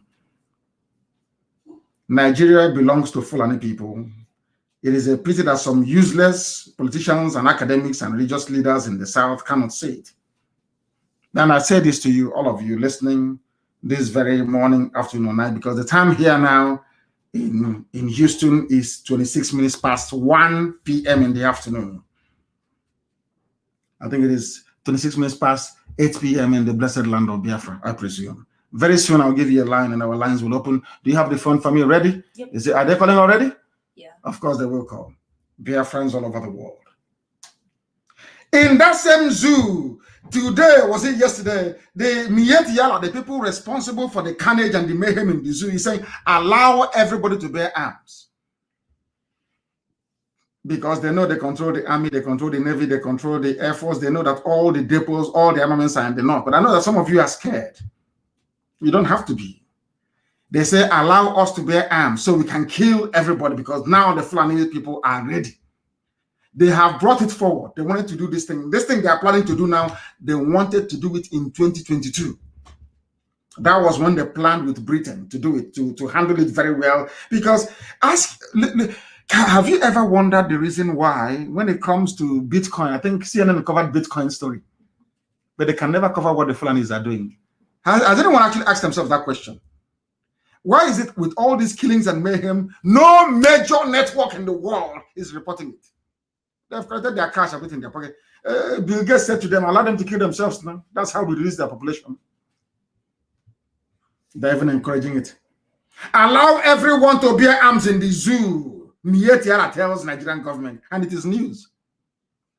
If I were the one to say this now, all hell will break loose. It is Fulani. But we are going to defeat them. They write it down on a piece of paper. It is very hard, and as I told you, how many years ago did I tell you they will kill us, we will kill them, in the end we will win? Is it not coming down to that? And it's going to be war. We'll fight a war. Everybody knows. Britain that is instigating Fulani, they know that very well. Everybody knows that Fulani is prepared for war. It's only people from the south that are not prepared, and that is why we are suffering. And with that, we are going to open our lines now to see if we can take some calls. I don't think there are any major announcements that I need to make. I don't think so. It's just that we need help, and of course, we need help and support all the time. Who doesn't need one? We need help and we need support all the time. Our lines are now open. Can I also have what is the number again for the line? It is now open. We can take some calls. We are going to take some. We want to make it as interactive as possible. What is the number? The number to call is 346. I think it's showing. If you go to my Twitter handle, are people watching? Are people watching on Twitter, on my Twitter handle as well? You see the number to call is 346-399-0188. I repeat, 34. It's showing. If you're watching on Facebook, on my profile, it's everywhere. It is showing everywhere, isn't it? It is showing everywhere, please. So people can listen. People can listen from everywhere. This is very, very novel, you know, seeing this thing happening on Twitter, isn't it? We are broadcasting live on Twitter. That is, we're also on YouTube, isn't it? Yeah. And we are on Facebook on my profile, and we are also, that's amazing. Very, very amazing. That is very good. And we're also on FM and all other platforms as well. Absolutely amazing. The line is there for you to call. I know that it's going to be jammed, isn't it? No, it's calling, but only Americans to call, please. Allow those in America to call. Only Americans to call for now, because we want to make them understand. Most of them are here eating hamburger. Soda. The caller on the line, can you hear me? Yes, sir. I can hear you loud and clear. Thank you very much. Your name, please, and where you're calling from? My name is Susan Mountain. I'm calling from the United States of America. Thank you very much, ma'am. Please proceed. We are listening. I want to welcome you to the United States of America, Nnamdi Kanu. And I find it pretty funny how the Nigerian government will let bandits, I like the word bandits that they use when they're really terrorists, have an open forum with no police brutality, sitting out in the open after they've slaughtered people and taken people and raped people. And they can be free to sit there and talk about whatever they want. And then you've got people protesting for freedom from the terrorists, and they're beaten up, arrested, and everything. If that ain't a big blinking sign in a dark black night that they support terrorists, I don't know what else is. You are absolutely right. Absolutely right. And I thank you very much for calling. And my secretary is going to give you a call very, very shortly to see what you can do. Because what we want to do, if you don't mind me asking, are you white or are you black? I'm white, but I'm human. Thank you very much. I love that. I love that. I love that very, very much. My secretary will give you a call in a minute. And I thank you very much for your call because you have a lot to do. You have been doing a lot, if I'm not mistaken, and you have a lot to do. I think I saw one of her videos, isn't She's it? on Twitter all the time. You're always on Twitter, and she's done a few videos, isn't it? May God bless you immensely. May God bless you immensely. I hope the Nigerian government's listening to me too. Of course, they're listening. The whole world listens. Even the British government, they are also listening. Those that held this very beautiful country down for very many years until Washington said enough is enough. Thank you very much for calling. Thank you very, very much. That is amazing. You know, do you have a number? I do. What now? You have it now? I'm gonna call her. Have you taken her number down? Please, can you try and take it down, please? There are a lot of calls coming in. A lot of calls are coming in. And the other day was a white man. Today is a white woman. Very good. Do you have a number? No, I have it. Wonderful. Wonderful. Do you have it? Because our lines are now opened and you are allowed to call. People are now free to call us. They are free to call us, and we want you from wherever you are to please place your call. The caller on the line, can you hear me? Hello, good afternoon, Mazi, Nnamdi. I am so happy to speak with you. I really want to say thank you for what you're doing to the Easterners, for Biafrans. My name is Adobe Okoraji. I'm calling from New York. So, thank you so much, because if we keep looking at what our moronic and demonic governors are doing, the Fulani Janjaweeds, they will take our land from us, and we will not have any place to call home. So I want to use this opportunity to talk to people here in America, because I meet most Biafrans, and it's so funny the way they will be like, oh, you know, they just kind of make mockery of me and like, oh, you are one of the IPOBs. But if we keep doing this, if we the Easterners keep doing this, they will take away our land, and we will remain here in America. We want to go home. We actually want to go home. So thank you so much. And I want to tell people out there, if there is any amount you can contribute, especially for the ESN, just contribute, pay your dues, join IPOB, do whatever you can do so we get this our promised land. It's a beautiful place so that we go back. We are tired of staying in America. We are just tired. So thank you so much, Martin Nnamdi, and may God continue to bless you for everything you're doing for us in order to get our beautiful country, Biafra. Thank you so much. Thank you very, very much. Thank you very much, and I highly appreciate your call. I do appreciate your call. Thank you very, very much. Thank you very much. Calls are coming in, as even if I think the whole line is jammed anyway. I think it is jammed, isn't it?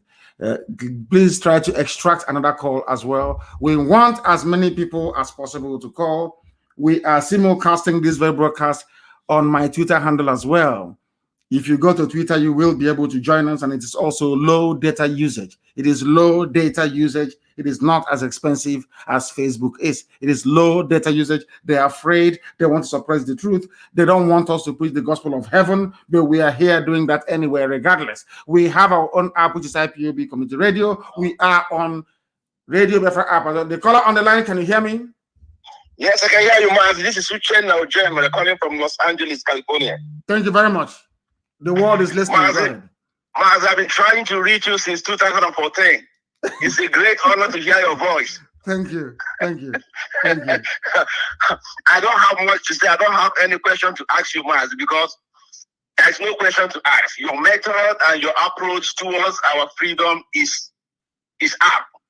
What I want to say is a little message to our people.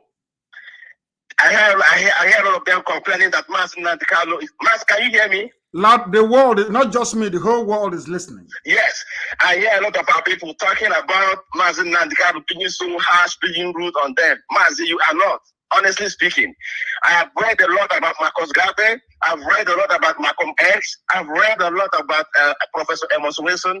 These are black genius. And I want to tell you that Marcus Garvey never spared black people. He called us black people race of imbeciles. And because the way we reason is appalling. So Mazi, don't you ever relent. I want you to continue hitting us hard. Continue to tell us the blunt truth, and that is all we need to know. That is the only thing that will change our mentality. I'm very, very sure that most of us are changing. Our reasoning are changing because people are listening to you. I started listening to you since 2014. And since 2014, I've been trying to reach you, but I couldn't. But today, lo and behold, I was able to get the Messiah. I'm so happy to hear from you, Mazi Nnamdi Kanu. Continue to be the Marcus Garvey of our time. I'm telling you, the history will never forget you. Thank you so much, Mazi. Let me give other people a chance to talk to you. Thank you very much, my dear brother. Thank you very, very much. Thank you very much. The number is also on WhatsApp and also on Signal. Is that correct? Absolutely. Absolutely. We are live and we are direct, and heaven is bearing us witness. We preach this gospel without fear before our enemies. And that is what we are doing and will continue to do. I don't give a damn as long as I preach the truth. That is what matters to me. The caller on the line, can you hear me? I can hear you, our leader. Good afternoon, sir. Good afternoon to you. Your name and where you're calling us from, if you may. And please raise your voice for me, if you can. My name is Napite Okezwe. I am calling from Connecticut, United States. From Connecticut, United States of America. Thank you very much. Please raise your voice for us. Please go ahead. Say what you would like to say. I just wanted to know we are all good to go. And I want to appreciate God so much for what you are doing. Nobody on this planet Earth except God be with us blessed. I want to tell you, sir, God is with you. Victory is going to be our portion. Victory is going to be our portion. And I want to tell the whole world that we are Biafran. We are the children of Chukwu Okike Abiara. And no matter what, no matter how many the danger we the likes of being, all we know what happened in the Bible against the children of Israel and the Philistines, the same thing is going to happen to them. And by the grace of God, I don't know how we can raise up a team in Connecticut because most of us, we are willing to join this train of IPOP in Connecticut. Thank you very much, sir. Thank you very, very much. Thank you. I believe that you have his details in Connecticut. Have you written Connecticut so that you do not forget? So that you do not forget, please take another call. We are live and we are direct, and the whole world is listening. I want Facebook to understand that you cannot stop us from preaching this very glorious gospel. Nobody can. The zoo tried with all their might and their money. They couldn't. Nobody can stop us. That is why we are broadcasting live and the whole world is listening. If they close one very avenue for you to listen to us, you go and open another one. We are live and we are direct. Even on my Twitter, we are live and we are direct, and the whole world is listening. The whole world is listening. Any other caller on the line, there are loads of them, so many calls that our lines are jamming as it is too much, isn't it? Way too much. Is there anybody going to do it? Do you manage to get somebody? Yes, please. The caller on the line, can you hear me? Yes, sir. Good evening, sir. Mazi Nnamdi Kanu. May God bless you, sir. And bless you too. And bless you too. Yeah, I've been following you. I'm a hardcore Biafran. I've been following you for a long time, man. You have sacrificed everything and sacrificed your parents. I don't know, how to thank you.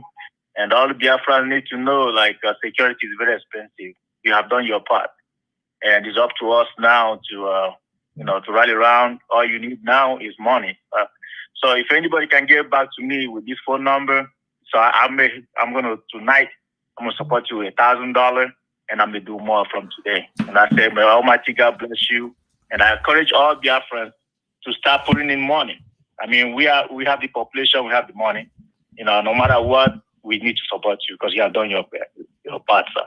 God bless you, sir. Thank you very much, my brother. And may Elohim bless you as well. And I have said it. I went on record to say 2 things will be in place and Biafra will come. Our mothers will need to come out all over the world as they have done in the US and also in Biafra land. And America will have to bring out money. United States of America will pay for this very effort. They are the ones to pay for it, and they must pay for it. I have a caller on signal. Can you hear me? Yes, sir. Good evening, sir. Good evening to you. Your name and where you are, please. Yes, my name is John Kinasokuchima, calling from Aba. From Aba, please go ahead. Yes, my leader. May God bless you. May Yahweh bless you. You said? Yes, I listened vividly to your broadcast today. I feel blessed. I'm here with my neighbors, all of us. I put it in radio, all of us are listening because there's no how they can connect because our radio is not talking here. Yes. And right now, I switched through my Facebook. This thing now, it was not working. I entered through Twitter. That's where all of us will listen to it. And I decided to call you so that they will hear your voice. I'm here with the father. All of us, they are hardcore. I'm the person that called you the day about day today. Yes. When I came back from meeting. Yes. Yes. My name remains John Chinasuku, the media from Abia State here. Thank you very much. We are working honestly too. I'm commending you for the good work you are doing for the people of Biafra. Thank you very much. Bless you. He said, yes, he said, and bless you too. And bless all of you. And bless all of you. Thank you very, very much. Thank you. I have a caller again on the line. This caller, can you hear me? Your name and where you are. Yes, good afternoon, Mazi. Thank you so much for the work you're doing. My name is Beatrice Okeze. I'm from New York City. I'm calling today to remind all our Biafran Igbo organization that is their moral obligation to make sure that our homeland is secure. Now, for them to justify the reason for the existence, because you cannot have a more noble cause than to protect your father's life. We are having our ESN support the Women USA. The flyer is currently being distributed. Please send it to all your social, cultural, Biafran Igbo group. Join us this Friday at 7 p.m. with our able leader, Mazi Nnamdi Kanu, to raise support for our ESN. Thank you very much. Thank you very, very much. Everywhere people are rising up, they need to do that. And if you support, if you're in America and you support what the world that ESN is doing, you support IPOB, you are doing it for yourself. You're not doing it for me, and I will tell you why. If you do not support ESN, if you do not support IPOB, your children will stay in America. They will marry in America. They will not be able to speak any Biafran language. And basically, your name will be lost forever and ever. But if we are in our land, if all these your children were to come back to our land, and we are building our land, making it as beautiful as every other beautiful advanced nation in the world, your name will remain. It is called Ahamefule. If you remain in America, if you turn a blind eye to what the Janjaweed are doing to us back home, your name will be lost forever and ever. Your trip to America would have been a failure. It would have been an utter disaster. How many times do you come home? Maybe once every 5 years. And the day you die, your children and your grandchildren will never come home again. And then your father's name will be shut down forever and ever. Try and learn from it and support what we are doing. If you have any brain, you will and you should. The caller on the line, can you hear me, please? My goodness me, what is going on here? We are live and we are direct. The Fulani soldiers are raping our women. They come to Owerri, they pack them. What this idiot, Wike gave them some from Obibo. They are in detention now as we speak. And somebody is telling me to become a Nigerian. I don't understand these people. Our women are in detention right now as I'm talking to you, being raped now, tonight. Tonight, some Janjaweed are going to them and raping them now, this very second. And you're telling me to become part of one Nigeria. If you complain to Amnesty International, they do nothing. All they do is to issue a report. You write to UN, and I keep asking, what in a situation, in a scenario where our women are being abducted, what do you want me to do? Nobody can answer that question. And very, very soon, I think Ohaneze, they don't meet in public, and I think they have met for the last time. Since these people, they don't want to reason very well. What would they Tony Awodo will do to these idiots who are there now? Anywhere they gather in public, we scatter them because they are evil men. Evil men. Yes, the caller on the line, can you hear me? Oh, yeah, this is Kaito Chuku speaking. From where are you calling from? I'm calling from America, from Michigan. From Michigan. Thank you very much. The world is listening. The whole world is listening. Go ahead, please. Yeah, Mazi, I just want to say, just keep doing what you're doing. We are all behind you. And the next thing I want to say is this. I don't have the account number for the ESN because it's my will to join in the contribution, but I don't have the account number. I've been looking for it for almost a month now. My secretary will contact you right after this very program to tell you what you're supposed to do. Not just yourself, but your friends, your relatives, and all those who are around you. As I said earlier before you called, supporting ESN, supporting IPOB is not just about securing our homeland for the next generation, is also trying to save your father's name as well. Because any child you have in America belongs to America. Unless you have Biafra, those children will, because by the time they grow up, Fulani would have taken over our land if you do nothing.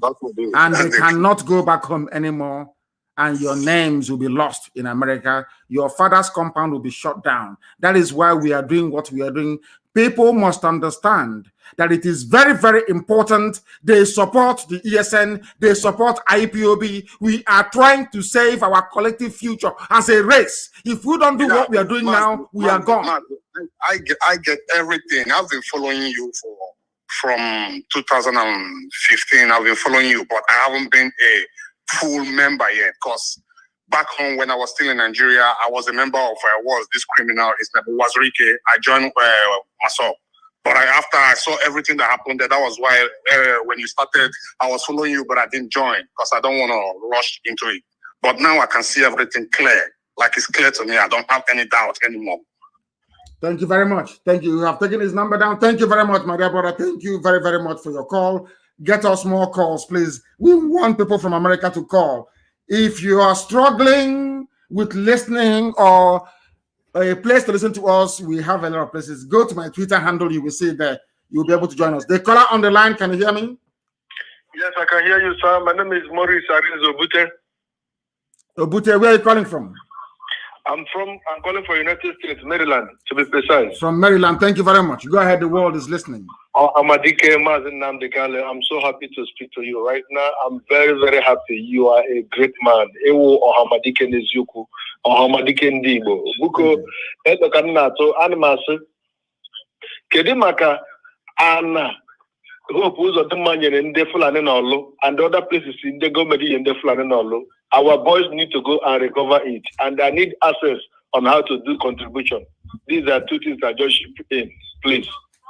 Okay, it will be done. My secretary will call you, and the criminal idiot that the Janjaweed put in Douglas House in Owerri is claiming he did not give any land to Fulani, but they know it now. Anywhere they are, we remove them.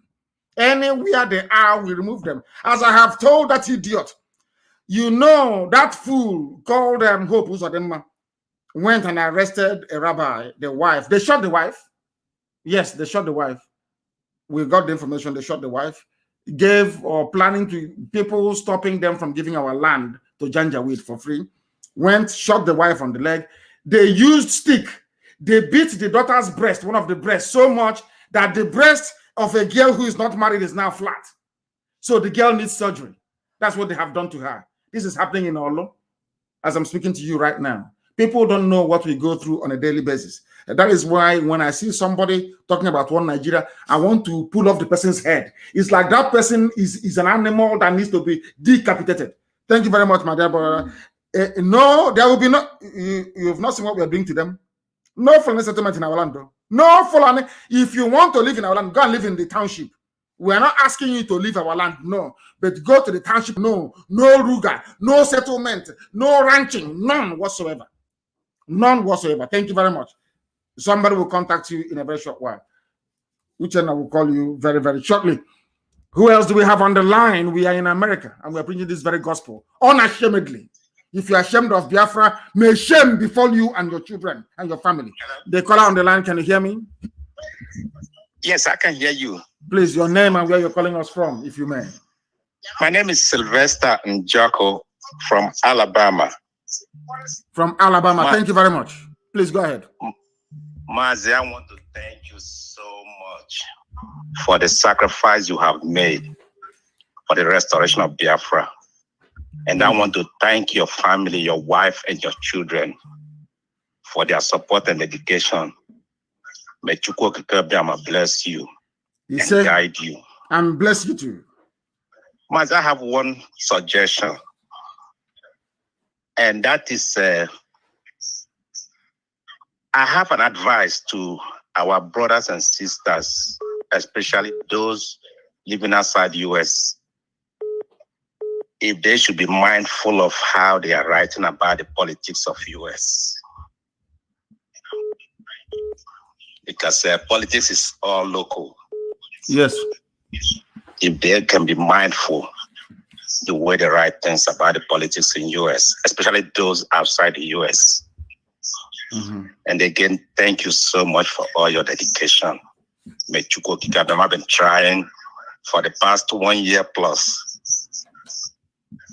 And I'm so grateful and I'm so happy talking to you. It's like a joy to me all over. Thank you so much, Mazi. Thank you, my dear brother. Thank you very, very much for your call. Thank you very, very much for your call. Do we have any other person on the line, please? Do we have somebody else on the line? The caller on the line, can you hear me? Please, your name and where you are. Can you hear me? No. Then give us your name and where you are, please, and lower your system. Lower your system, please. Your voice will come out very shortly. Please turn your system down and you speak to us. Okay. Go ahead. No. They are not paying attention. Once you pick your call, you start speaking because it's simple physics, the speed of sound. You cannot expect to hear your voice via the system almost immediately. You may be able to hear me in real time, but once it goes through our systems, it relays until it comes out via your listening device, and that may take a few seconds. The caller on the line, can you hear me? Yes, I can hear you, Mazi Nnamdi Kanu. Thank you very much. Please, your name and where you're calling us from, if you may. My name is Raphael Peters, calling from Istanbul. From Istanbul.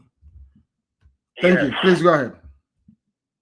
Yes, Mazi, we've been following you, and what you're doing is what you're supposed to do for the people. And we say, may Chukwu Kabama see you through, guide you, protect you, and we are here fully for you. We are organizing ourselves here too. So please, if you can get the account for a little contribution for people here in Istanbul, we'll see what we can do to that. Thank you very much. Thank you very much. I think we have a family in Turkey. We even have a unit in Istanbul, and your name is here. I've seen it. And somebody will get in touch with you. Somebody will get in touch with you. Thank you very much for that. Thank you very, very much. Thank you very much for that. Somebody else is calling. People are now calling us from outside the UK, please. Sorry, outside the US, not UK. We want people to call. People say they have an important issue they wish to discuss with us. The calls are too many. Way, way, way too many. We are live and direct. The time now here is approximately is 1:54 p.m. in the afternoon in Houston, a cold Houston, Texas. They had a few flakes of snow, I should say, and everything went upside down here. Talk less of those of us who have been living under a permafrost, so to speak. The caller on the line, can you hear me? Hello. Yes, please. Your name and where you are, please. My name is Chike from Anambra State. Where are you calling from? I'm calling from California. From California. Please go ahead. We're listening. Okay, I just want to say a very big thank you for what you've been doing. you are pushing Igbo, forward, and I just want to say thank you. I've been trying to reach you for a long time, and we all appreciate what you've been doing for Igbos. Thank you very much. And wider Biafrans as well, we hasten to add, and even those from the West and from the Middle Belt, we want everybody to be free. We want everybody to be free, not just Biafrans, but everybody to be free, please.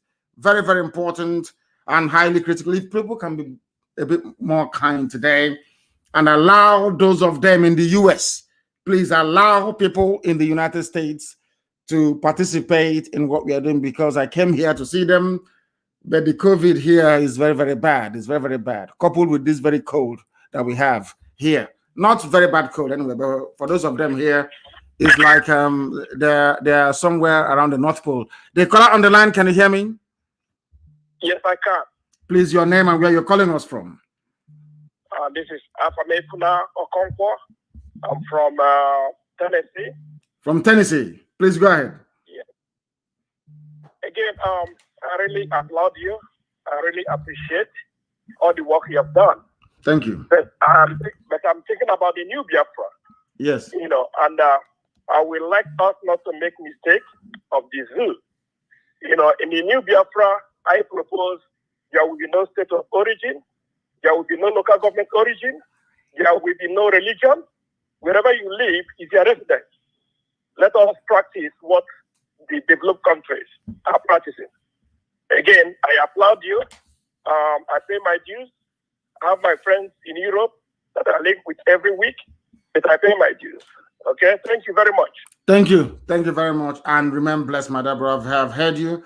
In Biafra land, we are going to have ethnic nationalities. We are African people. We come from where our father comes from. So in a new Biafra, there will be Igbo nation. In a new Biafra, there will be Ijo nation. In a new Biafra, Efi could have their own nation. Anybody who claims he or she is an ethnic entity will be able to have their own nation.